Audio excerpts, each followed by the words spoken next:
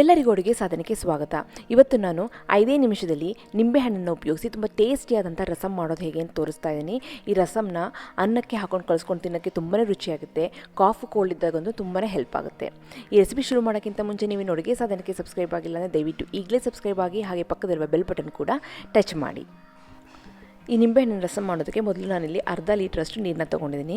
ಆ ನೀರಿಗೆ ಒಂದು ಹಿಡಿಯಷ್ಟು ಕೊತ್ತಂಬರಿ ಸೊಪ್ಪನ್ನು ಹಾಕ್ಕೊಂಡಿದ್ದೀನಿ. ಹಾಗೆಯೇ ಸ್ವಲ್ಪ ಕರಿಬೇವಿನ ಸೊಪ್ಪನ್ನು ಒಂದು 10 ಎಲೆಯಷ್ಟು ಅದನ್ನು ಇಲ್ಲಿ ಈ ರೀತಿ ಕಟ್ ಮಾಡಿಕೊಂಡು ಹಾಕ್ಕೊಳ್ತಾ ಇದ್ದೀನಿ, ಫ್ಲೇವರ್ ಚೆನ್ನಾಗಿ ಬಿಡುತ್ತೆ ಅಂತ. ಹಾಗೆಯೇ ಅರ್ಧ ಸ್ಪೂನಷ್ಟು ಅರಿಶಿನ ಪುಡಿನೂ ಸಹ ನಾನು ಇದಕ್ಕೆ ಸೇರಿಸ್ತಾ ಇದ್ದೀನಿ.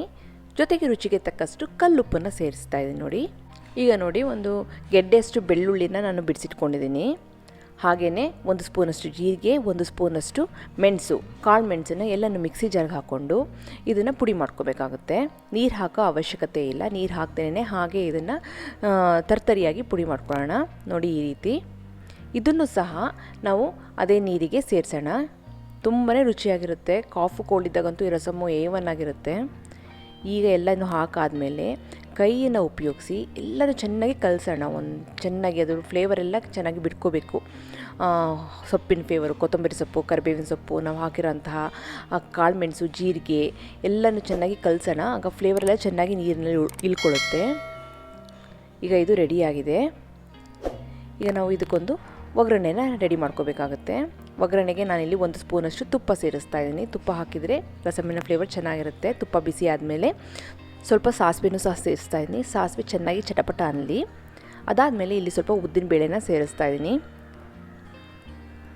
ಹಾಗೆಯೇ 4 ರಿಂದ 5 ಕೆಂಪು ಮೆಣಸಿನ್ಕಾಯಿನ ಸೇರಿಸ್ತಾ ಇದ್ದೀನಿ. ಖಾರಕ್ಕೆ ನಾವು ಇಲ್ಲಿವರೆಗೆ ರಸಮಿಗೆ ಹಾಕಿರೋದು ಕಾಳು ಮೆಣಸು ಅಷ್ಟೇ. ಈಗ ನಾನು ಒಂದು 4 ರಿಂದ 5 ಕೆಂಪು ಮೆಣಸಿನ್ಕಾಯಿನ ತುಪ್ಪದಲ್ಲಿ ಬಾಡಿಸ್ಕೊತಾ ಇದ್ದೀನಿ. ಚೆನ್ನಾಗಿ ಬಾಡಿಸಿ ಆಗ ಆ ಕೆಂಪು ಮೆಣಸಿನ್ಕಾಯಿ ಫ್ಲೇವರು ಸಹ ತುಪ್ಪದಲ್ಲಿ ಚೆನ್ನಾಗಿ ಇಳ್ಕೋಬೇಕಾಗುತ್ತೆ. ಹಾಗೆಯೇ ಮತ್ತೆ ನಾನು ಒಗ್ಗರಣೆಗೆ ಸ್ವಲ್ಪ ಕರಿಬೇವಿನ ಸೊಪ್ಪನ್ನು ಸಹ ಸೇರಿಸ್ತಾ ಇದ್ದೀನಿ. ಅದನ್ನು ಸಹ ಚೆನ್ನಾಗಿ ಬಾಡಿಸ್ಕೊಳ್ಳಿ. ಒಗ್ಗರಣೆನ ರಸಮಿಗೆ ತುಂಬಾ ಚೆನ್ನಾಗಿ ಹಾಕಬೇಕು, ಆಗ ರಸಮ್ಮಿನ ಫ್ಲೇವರ್ ಚೆನ್ನಾಗಿ ಇರುತ್ತೆ. ಎಲ್ಲ ಚೆನ್ನಾಗಿ ಬಾಡಿದೆ ಅಂದಮೇಲೆ ನಾನಿಲ್ಲಿ ಒಂದು ಅರ್ಧ ಸ್ಪೂನಷ್ಟು ಇಂಗಿನ ಪುಡಿನ ಸೇರಿಸ್ಬಿಟ್ಟು ಅದನ್ನು ಸಹ ಚೆನ್ನಾಗಿ ಬಾಡಿಸ್ಕೊತಾ ಇದ್ದೀನಿ. ಈಗ ಒಗ್ಗರಣೆ ರೆಡಿಯಾಗಿದೆ. ಈ ಒಗ್ಗರಣೆಗೆ ನಾವು ರೆಡಿ ಮಾಡ್ಕೊಂಡಂತಹ ನೀರನ್ನು, ಅಂದರೆ ನಾನು ಕಾಳುಮೆಣಸು, ಬೆಳ್ಳುಳ್ಳಿ, ಜೀರಿಗೆ ಎಲ್ಲ ಹಾಕ್ಕೊಂಡಿದ್ದಂತಹ ನೀರನ್ನು ಇದಕ್ಕೆ ಹಾಕ್ಕೊಳ್ತಾ ಇದ್ದೀನಿ.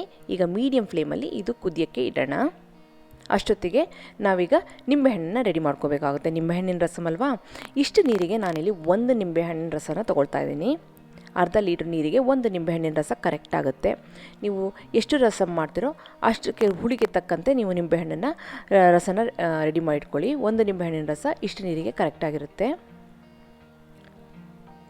ಈಗ 1 ಟೇಬಲ್ ಸ್ಪೂನಷ್ಟು ನಿಂಬೆಹಣ್ಣಿನ ರಸ ಇಲ್ಲಿದೆ ನೋಡಿ. ಈಗ ನೋಡಿ, ನೀವು ನೋಡ್ತಿರ್ಬೋದು, ಇನ್ನೂ ಕುದೀತಿಲ್ಲ, ಆದರೆ ಕುದಿಯೋಕ್ಕೆ ಸ್ಟಾರ್ಟ್ ಆಗ್ತಾ ಇದೆ. ಸೈಡಲ್ಲಿ ಸ್ವಲ್ಪ ಲೈಟಾಗಿ ಬಬಲ್ಸ್ ಬರ್ತಾ ಇದೆ, ನೀವು ನೋಡ್ತಾ ಇರ್ಬೋದು. ಈ ರಸಮ್ಮಿಗೆ ಇದು ಕುದಿಬಾರ್ದು. ಕುದೀತಾ ಇದ್ದೇ ಇನ್ನೇನು ಕುದಿಯೋಕ್ಕೆ ಹೋಗ್ತಾ ಇದೆ ಅನ್ನೋ ಟೈಮಲ್ಲಿ ನಾವು ಇದನ್ನು ಫ್ಲೇಮ್ನ ಆಫ್ ಮಾಡಬೇಕಾಗುತ್ತೆ. ನೋಡಿ, ಇನ್ನೇನು ಕುದಿಯೋಕ್ಕೆ ಸ್ಟಾರ್ಟ್ ಆಗ್ತಾ ಇದೆ ಅನ್ನೋಷ್ಟಕ್ಕೆ ನೀವು ಫ್ಲೇಮ್ನ ಆಫ್ ಮಾಡಿಬಿಟ್ಟು ಇದನ್ನು ನಾವು ನಿಂಬೆಹಣ್ಣಿನ ರಸಕ್ಕೆ ಹಾಕಬೇಕಾಗುತ್ತೆ.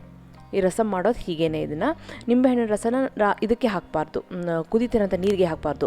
ಕುದೀತಿರೋಂಥ ನೀರನ್ನು ನಾವು ನಿಂಬೆಹಣ್ಣಿನ ರಸಕ್ಕೆ ನಾವು ಹಾಕಬೇಕಾಗುತ್ತೆ. ಹಾಕ್ಬಿಟ್ಟು ಚೆನ್ನಾಗಿ ಮಿಕ್ಸ್ ಮಾಡ್ಕೊಳ್ಳಿ. ಟೇಸ್ಟಿಯಾದಂತಹ ನಿಂಬೆಹಣ್ಣಿನ ರಸಮು ರೆಡಿಯಾಗಿದೆ. ಜಸ್ಟ್ 5 ಮಿನಿಟ್ಸಲ್ಲಿ ಸೂಪರಾಗಿರೋಂಥ ರಸಮ್ ರೆಡಿಯಾಗಿರುತ್ತೆ. ಬಿಸಿ ಬಿಸಿ ಅನ್ನಕ್ಕೆ ತುಪ್ಪ ಹಾಕ್ಕೊಂಡು ಕಲಿಸ್ಕೊತಿದ್ರೆ ಇದು ತುಂಬಾ ರುಚಿಯಾಗಿರುತ್ತೆ.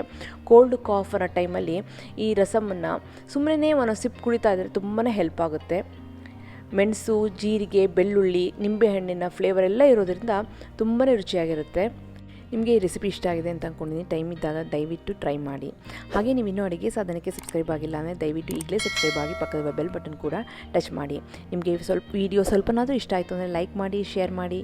ವಿಡಿಯೋ ಬಗ್ಗೆ ಏನಿಸ್ತು ಅಂತ ಕಮೆಂಟ್ ಸೆಕ್ಷನ್ ದಯವಿಟ್ಟು ತಿಳಿಸಿ. ಮತ್ತೊಂದು ಇಂಟ್ರೆಸ್ಟಿಂಗ್ ರೆಸಿಪಿಯೊಂದಿಗೆ ಭೇಟಿ ಆಗ್ತೀನಿ. ಅಲ್ಲಿವರೆಗೆ thank you, bye bye, see you.